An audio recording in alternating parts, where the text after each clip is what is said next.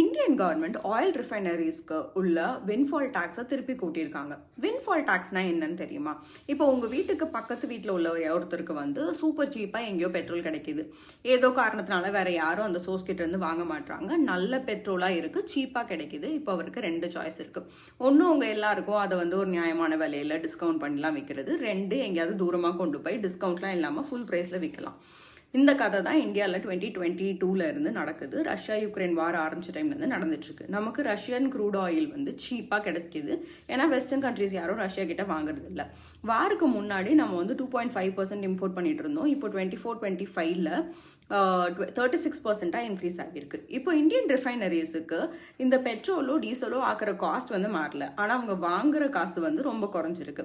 நம்ம domestic fuel prices வந்து managed. Global crude oil prices change ஆகுறது வந்து ரொம்ப பெரிய லெவலில் ரீட்டைல் ப்ரைஸஸில் ரெஃப்ளெக்ட் ஆகாது. இப்போ வந்து இந்தியாவில் உள்ள ரிலையன்ஸ் மாதிரி ப்ரைவேட் ரிஃபைனரிஸ் என்ன பண்ணுவாங்க? இந்தியாவில் விற்கிறத விட எல்லாத்தையும் லோட் பண்ணி வேற நாட்டுக்கு அனுப்புனா இன்னும் லாபம் பண்ணலாம் அப்படின்னு நினைப்பாங்க. ரிலையன்ஸ் இண்டஸ்ட்ரீஸோட கிராஸ் ரிஃபைனிங் மார்ஜின் வந்து FY21 வந்து $6 per பேரலாக இருந்து 12.7 barrels per பேரலாக இருக்கு FY23. பேரல்ஸ்க்கு கணக்கு பண்ணோன்னா பெத்த அமௌண்ட்டாக இருக்கும். கவர்மெண்ட்டுக்கு இதுதான் பிரச்சனை. இப்போ எல்லாத்தையும் எக்ஸ்போர்ட் பண்ணி அனுப்பிட்டாங்க அப்படின்னா அப்போ உள்ளூர் வாசிகள் நம்ம என்ன பண்ணுறது?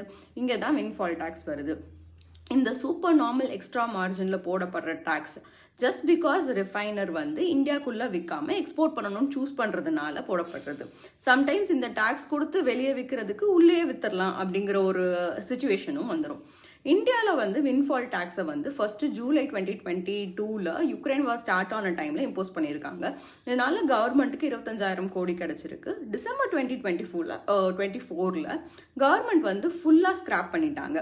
2026 மார்ச்சில் இஸ்ரேல் US ஈரான் வார்னால திருப்பி வந்து வின்ஃபால் டேக்ஸை கொண்டு வந்திருக்காங்க.